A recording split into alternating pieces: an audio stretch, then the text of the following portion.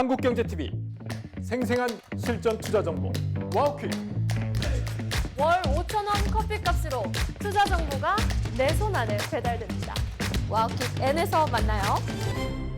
네, 섹터 인사이트 시간입니다. 오늘은 로봇주에 대한 집중 분석을 도와드릴 텐데요. 하반기 들어서 로봇주의 주가 흐름이 굉장히 좋았습니다. 국내 정책 기대감에 이어서 글로벌 기업들의 적극적인 투자가 로봇주 전반적인 투심을 회복시킨 상황이죠.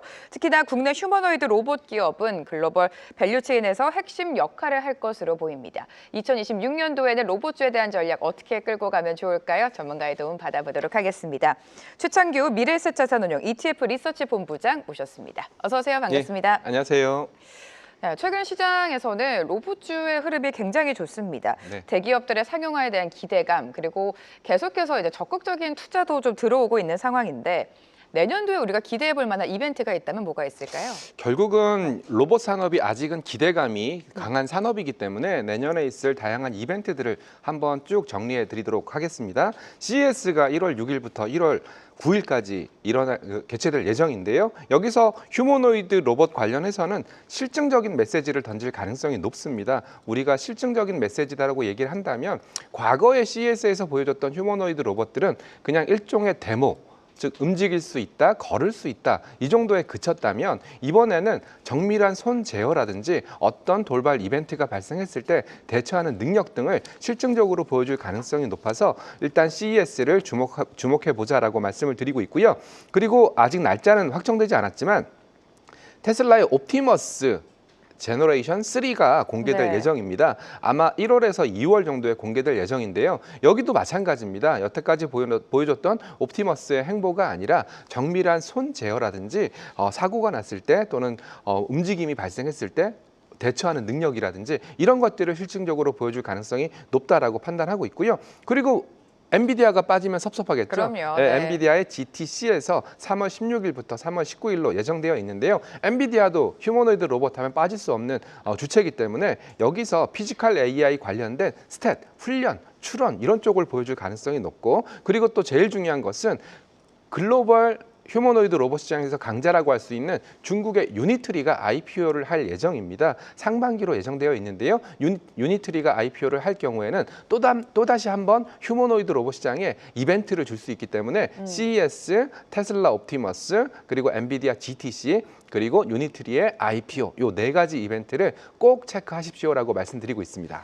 네, 이렇게 말씀해 주신 것처럼 내년도 기대를 모으고 있는 호재 포인트가 로봇주에 굉장히 많은 것 같습니다. 가장 첫 번째로 1월 초에 예정되어 있는 CES 이야기 먼저 조금 네. 더 자세하게 풀어볼 텐데 국내 휴머노이드 로봇 기업들이 이 CES에 많이 참석을 합니다. 실증 단계에 진입했다. 이거를 증명할 자리다라는 평가가 많은 상황인데요.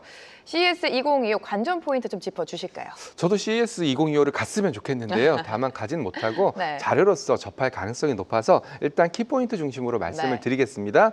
CES는 더 이상 멋있는 데모가 아닙니다.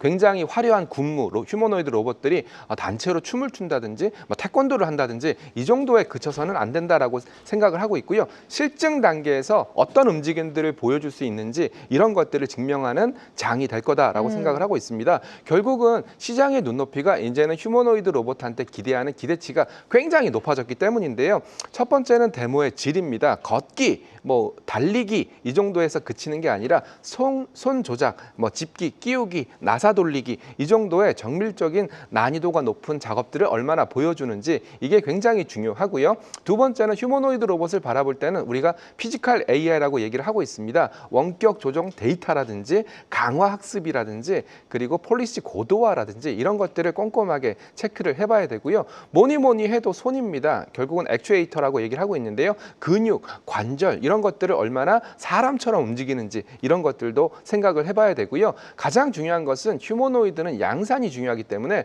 누구와 서비스 파트너, 즉 파트너십을 체결하는지 그리고 공급망 밸류에이션을 누가 확정하는지도 CES에서 꼼꼼하게 체크를 해보셔야 됩니다. 네, 이번 CES 체크해봐야 될 포인트가 굉장히 많은 것 같습니다. CES를 기점으로 로봇주의 상승이 다시 한번 나올 수 있을지 기대해 보도록 하고요. 자, 이 밖에 국내 기업들의 휴머노이드 로봇 상용화 현황을 또 체크를 해봐야 될 것 같습니다. 현대차가 좀 주도를 하고 있는데 최근 현대차를 보면 이제 로봇주로 좀 부상을 하고 있는 것 같아요. 네. 어떻습니까? 국내 휴머노이드는 글로벌 휴머노이드와 약간 다릅니다.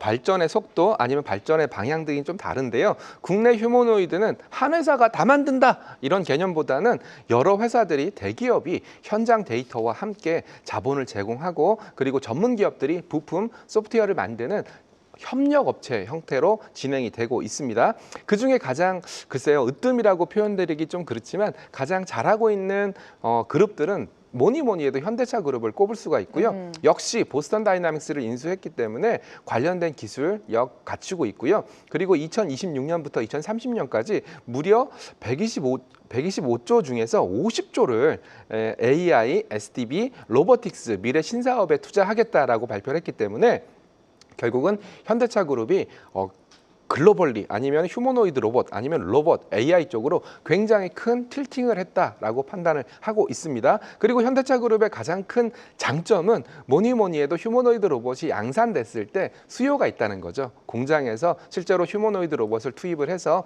수요가 발생할 수 있다라는 부분도 현대차 그룹의 로봇 산업 관련해서 긍정적인 부분이다라고 네. 말씀을 드릴 수 있고요. 그리고 역시 삼성이겠죠. 예, 방금도 그 앵커님께서 전장 부품 회사를 인수했다라고 말씀을 맞아요. 주셨는데요. 네. 결국은 그 전장 부품 회사가 휴머노이드 로봇에서 그대로 쓰일 수 있기 때문에 그래서 좀 긍정적으로 보고 있습니다. 미래 로봇 추진단이 2025년 2월에 조직 드라이브를 걸기 시작했고 레인보우 로보틱스 28년 상용화를 목표로 하고 있기 때문에 삼성 쪽에서도 로봇 산업의 긍정적인 모습을 보여주고 있다 이렇게 말씀을 드리고 있고요. 마지막으로 LG, 네이버 등도 로봇 산업에 뛰어들고 있는데 LG는 계열사 단위로 카메라 모듈이라든지 소프트웨어라든지 이런 분업 구조를 만들고 있고요. 네이버 같은 경우에는 물류라든지 현장에 투입될 실증적인 데이터들이 있기 때문에 국내 회사들도 대기업과 손을 잡고 다양한 휴머노이드 산업을 진행하고 있다는 점을 말씀드리겠습니다. 자, 이렇게 현대차에 이어서 삼성까지 로봇 시장에 박차를 가하고 있습니다. 미국과 중국도 살펴보면 휴머노이드 로봇 상용화를 추진을 하고 있죠. 여러 공장에서 이미 휴머노이드 로봇이 도입이 되면서 실질적으로 사용이 되고 있다고 합니다. 자, 일각에서는요, 중국이 미국을 앞질릴 것이라 이런 이야기가 네. 있는데 이 부분에 대해서는 어떻게 보고 계십니까? 일단은 저는 세그멘트가 다르다라고 생각하고 있습니다. 미국이 잘하고 있는 휴머노이드 로봇과 중국이 잘하고 있는 휴머노이드 로봇은 일단 레벨이 네. 세그멘트가 달라서 승자가 확실히 나뉜다라고 보기는 좀 어렵습니다. 미국은 뭐니 해도 AI 모델, 컴퓨팅 플랫폼, 그리고 소프트웨어 이런 쪽에 강점을 갖고 있는 국가고요. 중국은 역시 공급망 그리고 원가 양산 이런 속도에서 강점을 갖고 있기 때문에 누가 확실하게 우위를 갖고 있다라고 생각하기는 어렵습니다. 결국은 미국의 강점을 꼼꼼하게 생각을 해봐야 될 것 같은데요. 미국은 로보틱스용 AI 생태계, 알고리즘, 소프트웨어 이런 쪽에 강점을 갖고 있고요. 중국은 탄탄한 공급망 그리고 뭐니 해도 정부의 무한정 지원 이런 것들이 중국의 강점으로 꼽히고 있어서 중국은 결국은 낮은 생산비로 양산을 할 수 있는 그런 쪽에서는 가장 우위를 보이고 있다 이렇게 생각을 하고 있습니다. 종합해서 말씀드리면 어떤 한 나라가 독점을 하기는 쉽지가 않다. 즉 휴머노이드 로봇의 머리에 해당되는 두뇌는 미국이 그리고 플랫폼은 중국이 강력한 경쟁력을 갖고 있기 때문에 어떻게 본다면 분업형 경쟁 구도 그래서 좋죠. 네, 분업형 경쟁 구도 그래서 승자 패자가 나뉘는 게 아니라 너 잘하는 거 이런 식으로 갈릴 가능성이 높다라고 판단하고 있고요. 실제로 그래서 그런지 휴머노이드 로봇 ETF도 미국 휴머노이드 ETF, 중국 휴머노이드 ETF 이렇게 구분돼서 나오고 네. 있거든요. 그래서 그런 걸 봤을 때는 과연 누가 승자가 될지는 아직은 모른다 이렇게 생각을 하셔야 될 것 같습니다. 네.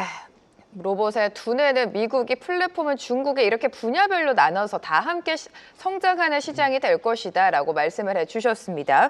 한국의 피지컬 AI 생태계에 대해서도 짚어봐야 될 텐데 빼놓을 수 없는 게 당연히 엔비디아가 될 것 같습니다. 대규모 GPU 공급을 약속을 하면서 국내 피지컬 AI에 대한 기대감이 커지고 있죠. 국내 강점은 뭐라고 보십니까?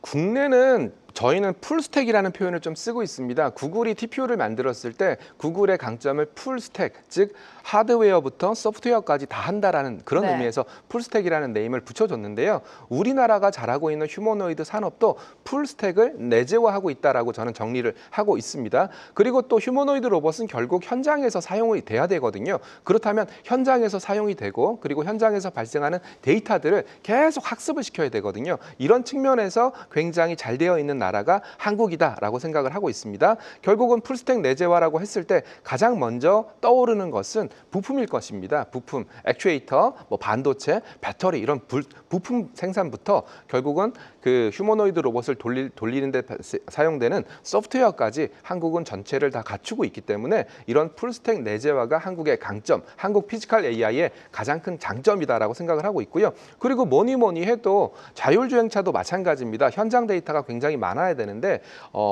휴머노이드 로봇도 한국에서는 제조업 기반의 공장들이 많기 때문에 현장 데이터를 많이 학습할 수 있다는 점도 강점으로 말씀드릴 수 있고요. 그리고 언제든지 휴머노이드 로봇이 양산된다면 제조업에 투입될 수 있다. 결국 이런 것들이 휴머노이드 로봇의 수요를 불러일으킬 수 있기 때문에 이런 부분들도 강점이고요. 뭐니 해도 엔비디아와의 협력 굉장히 잘 되고 있으니까 이런 부분들도 어떻게 본다면 굉장히 한국 피지컬 AI가 나아갈 수 있는 가능성을 열어주는 그런 기회다라고 생각을 하고 있습니다. 네, 글로벌 휴머노이드 공급망에서 국내 기업들이 핵심 역할을 좀 하고 있는 것 같습니다. 중장기적인 관점에서 어떤 종목을 최선호주로 보고 계신지도 궁금해져요. 근데 굉장히 네. 어려운 질문이에요. 왜냐하면 휴머노이드 로봇이 굉장히 갈리거든요. 맞아요. 예, 하나씩 말씀드리면 일단 서플라이 체인 초기 국면에서는 부품, 무조건 부품입니다. 그래서 액추에이터, 감속기, 모터, 뭐 촉각 이런 것들 많이 들어보셨을 거고요. 초기 서플라이 체인에서는 이런 쪽이 강점을 가질 수밖에 없고요. 중기 국면에서는 결국은 얼마나 많이 팔렸냐, 그리고 대기업과 얼마나 협력을 하고 있냐, 그리고 데이터 파이프라인, 즉 현장 데이터를 얼마나 원활하게 학습을 시키고 있냐 이런 것들이 중기에는 핵심이 될 가능성이 높습니다. 그리고 만약에 휴머노이드 로봇이 양산돼서 굉장히 많은 휴머노이드 로봇들이 현장에서 제조업에 투입이 되고 있다면 소프트웨어 그리고 그 휴머노이드 로봇을 통제할 수 있는 관제 시스템 그리고 운영 최적화 이런 것들이 핵심이 될 가능성이 높거든요. 그래서 어떤 특정 종목을 하나를 꼽기보다는 뭐 국내 기업들 중에서는 뭐 당연히 휴머노이드 로봇 완성체를 만들고 있는 레인보우 로보틱스부터 네. 부품 업체인 로보티즈, SPG, 시메스까지를 관심 종목으로 꼽고 있습니다. 네, 분야별로 나눠서 탑픽 종목을 봐야 된다라고 말씀을 해주셨습니다. 최근에 자동차 부품주가 로봇주로 엮이면서 좀 시세를 내주고 있습니다. 자동차 부품주가 이제 로봇을 통해서 밸류에이션을 다시 한번 재평가받을 수 있다라는 기대감이 있는데 어떻게 바라보십니까? 내년도 주가 측면에서는요. 실제로 차이나 휴머노이드 로봇 ETF를 뜯어보면은요. 전기차 부품 만들던 회사들이 굉장히 많이 포진되어 있습니다. 말씀하신 것처럼 전기차와 휴머노이드 로봇은 굉장히 공용될 수 있는, 같이 쓸 수 있는 그런 영역이다라고 생각을 하고 있는데요. 이 경우에 제일 중요한 게 뭘까요? 원가. 양산 이게 그렇죠, 가장 핵심이다라고 생각을 하고 있습니다. 결국은 자동차 산업은 우리가 생각해 보면 항상 원가와의 싸움이었습니다. 얼마나 원가를 줄일 수 있느냐, 그래서 마진을 높일 수 있느냐 이게 자동차 산업의 핵심이었다면 휴머노이드 로봇 산업도 마찬가지입니다. 그래서 공용화 부품을 제조해서 공용적으로 전기차에도 쓰고 휴머노이드 로봇에도 쓰고 이런 공용화가 핵심적인 내용이 될 거고요. 두 번째는 데이터입니다. 결국은 휴머노이드 로봇은 전기차보다 훨씬 더 많은 데이터를 요구하기 때문에 데이터가 중요하고요. 마지막으로 플랫폼이 상당히 중요하다라고 분석을 하고 있습니다. 그래서 결국은 전기차 산업, 자동차 산업, 그리고 휴머노이드 산업이 되기 위해서는 부품을 공용해서 뭐 구동, 제어, 열 관리 이런 것들을 공용화하는 것이 첫 번째고요. 두 번째는 양산입니다. 휴머노이드 로봇이 나온다고 해도 굉장히 비싸다면 쓰기가 어렵거든요. 그래서 양산을 통해서 원가를 낮추고자 하는 그런 움직임들. 그리고 셋째는 역시 소프트웨어인 것 같아요. SDB, 자율주행이라든지 아니면 센서, 데이터 이런 것들이 축이기 때문에 이런 부분에서는 자동차 산업과 휴머노이드 산업들이 시너지를 낼 수 있지 않을까 그렇게 생각을 하고 있습니다. 자, 그렇다면 내년 시장을 또 대비를 해야 봐야겠죠. 현 시점에서 내년도 내 포트폴리오를 어떻게 가져갈지, 내 포트 안에 휴머노이드 로봇 관련주를 넣어야 될지 고민이시는 분들이 많을 것 같은데 휴머노이드 로봇 관련돼서 비중은 우리가 얼마 정도 가져가면 좋을까요? 한 가지 조심하실 게 있습니다. 네. 왜냐하면 휴머노이드 산업이 이렇게 얘기를 하고 있지만 아직은 성장 산업, 그렇죠, 일종의 그렇죠. 성장 네. 테마지 산업까지는 가지 못했고 이런 산업들은 특징이 변동성이 굉장히 크다라는 것이 특징이 될 수가 있습니다. 그래서 저는 세 가지로 좀 분할을 할 필요가 있다라고 생각을 하고 있는데요. 결국은 글로벌 플랫폼, 휴머노이드 로봇을 만들 수 있는 완성체를 만들 수 있는 핵심이 되는 기업들을 코어, 핵심으로 잡을 필요가 있고요. 두 번째 서브로는 부품 회사입니다. 역시 부품이 원가가 굉장히 휴머노이드 로봇에서 많이 차지하니까 두 번째는 부품주, 그리고 세 번째는 만약에 휴머노이드 로봇이 양산되어서 현장에 투입됐을 때 관제할 수 있는 소프트웨어, 그리고 관제 데이터 이런 것들을 세 가지 축으로 보실 필요가 있다라고 생각을 하고 있습니다. 결국은 지금 휴머노이드 산업은 아직도 검증 단계입니다. 즉 실증하고 준양산하고 양산하는 아직까지 검증 단계이기 때문에 이 세 가지를 명심하셔서 좀 접근하실 필요가 있고요. 상반기에는 우리가 처음에 말씀드렸던 대로 CES부터 엔비디아의 GTC까지 다양한 이벤트가 있기 때문에 기대감에서 주가가 좀 올라갈 가능성이 굉장히 높고요. 하반기로 갈수록 실제로 너희가 얼마나 돈을 벌고 있니, 양산할 수 있니 이런 부분들을 실증적으로 접근할 수 있기 때문에 상반기와 하반기는 분명히 다를 수 있다는 점까지 말씀드리고 있습니다. 네, 최근 계속해서 시세를 내주고 있는 로봇주 전반에 대한 투자 전략 세워주셨습니다. 최창규 미래에셋자산운용 ETF 리서치 본부장과 함께했습니다. 고맙습니다. 네, 감사합니다.